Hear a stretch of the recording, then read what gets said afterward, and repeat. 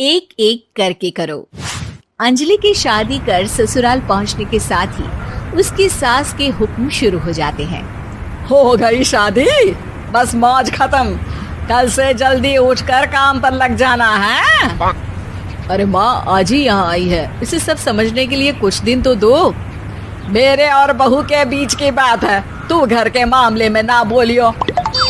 इस पर जतिन वहाँ से अपने कमरे में चला जाता है और सास अंजलि को काम की लिस्ट सुनाने लगती है। सुबह पहले घर की सफाई करनी है, फिर कपड़े धोने हैं, साथ में खाना भी बनाना है। एक की वजह से दूसरा काम रुकना नहीं चाहिए है। जी मम्मी जी ठीक है। ये कहकर अंजलि अपने कमरे में चली जाती है। अंजलि, मम्मी हमेशा बोलती थी बहू आएगी तो उनका काम हल्का होगा, पर मुझे नहीं पता था कि वो काम हल्का करने की जगह टाल ही देंगी। कुछ नहीं होता, ये सब मैं अपने घर में भी तो करती थी, मुझे आदत है, कोई दिक्कत नहीं होगी। ठीक है, पर अगर कुछ हो तो बता देना।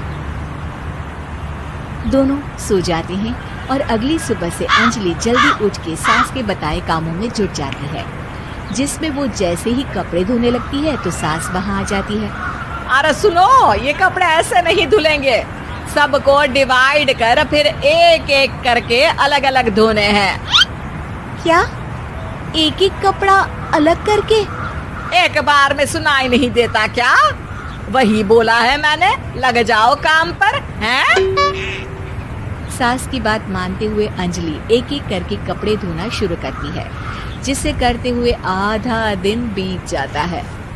अरे रे, सुबह से कब दोपहर हो गई पता ही नहीं चला, अभी तो खाना भी बनाना है। अंजलि भागते हुए रसोई में जाती है, जहाँ उसकी सास पहले से ही उसे खड़ी मिलती है। खाना बना लेना, देखो पहले पकोड़े तल दो और एक एक पकोड़े अलग अलग तलना, नहीं तो कोई कच्चा कोई पक्का रह जाता है। सास की हर बात में एक एक की कहानी अंजलि के समझ में नहीं आती, लेकिन फिर भी वो बिना कुछ बोले काम करती रहती है। अगली सुबह फिर वही शुरू होता है और सास एक बार फिर खाने के समय रसोई में आती है। आज क्या बन रहा है? वो जतिन ने भिंडी की सब्जी, रोटी और धनिया की चटनी बोली है, इसलिए वही बना रही हूँ। अरे वाह जी वाह, बढ़िया है। पर भिंडी एक एक करके धोना, फिर टोवेल से पोंछकर एक एक करके ही काटना, साथ ही धनिया की पत्ती भी एक एक करके ही धोना। अरे पर मम्मी जी। अरे क्या पर? सफाई का ध्यान रखना आता भी है या नहीं है? मैं ये सब सबकी हेल्थ के लिए ही तो कर रही हूँ ना, और तुम अर पर करती रहती हो हैं? सास की बातें सुन अंजलि हैरान रह जाती है। मैं तो सिर्फ सोचती थी कि जानबूझकर मेरा काम बढ़ाने के लिए ये सब करती हैं, पर ये तो काम बढ़ाने के साथ परेशान भी करना चाहती हैं। मैंने इनकी कौन सी बहस खोल दी जो इतनी दुश्मनी निकाल रही हैं? अब क्या करूं? अब अंजलि सास की बातों और हरकतों के बीच फंस जाती है। काम के लिए मना भी नहीं कर सकती, नहीं तो जाने कौन सा ड्रामा खड़ा कर दे। पर अंजलि तुझे कुछ तो करना पड़ेगा। इतनी देर में जतिन भी वहां आ जाता है। अरे कौन ड्रामा खड़ा कर रहा है और क्या करना पड़ेगा? जतिन की बात सुन अंजलि सोच में पड़ जाती है। इन्हें सच बताऊं या नहीं? पर अगर ये गुस्सा हो गए तो? वैसे भी अपनी माँ से बहुत प्यार करते हैं, फिर उनके खिलाफ कुछ सुन कैसे लेंगे? अंजलि ये सब सोच ही रही होती है कि जतिन फिर बोलता है।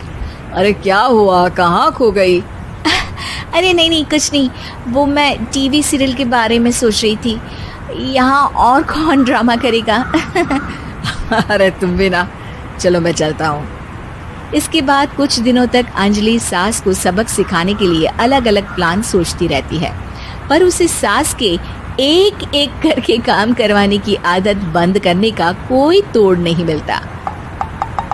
अगर ऐसे ही चलता रहा तो कहीं मैं एक दिन अपने सिर के बालों को भी एक एक करके सुलझना ना शुरू कर दूं।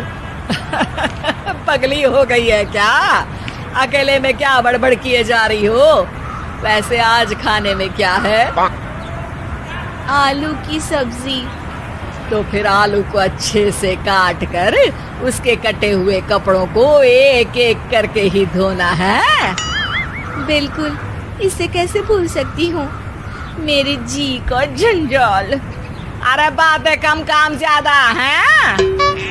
अंजलि एक बार फिर सास के कहे अनुसार काम करने लग जाती है, जिसमें सब्जी बनाते हुए उसके दिमाग में एक आइडिया आता है और वो सास को आवाज लगाती है, मम्मी जी सुनिए जरा इधर तो आना। अंजलि की आवाज सुन सास रसोई में आती है। अरे क्या हुआ, क्यों गला फाड़ कर चिल्ला रही हो? कुछ नहीं, वो सुबह कपड़े धोने की जल्दी में नहाई नहीं थी और अब शाम की पूजा भी करनी है, तो आप जरा सब्जी देख लीजिए ना, तब तक मैं नहा कर आती हूँ।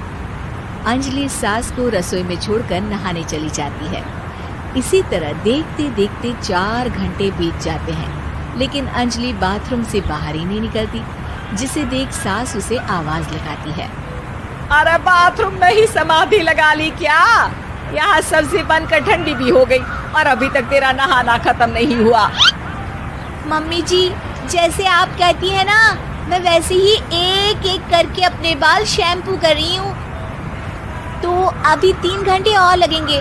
तब तक काम और जतिन को खाना सर्व करना आप संभाल लेना।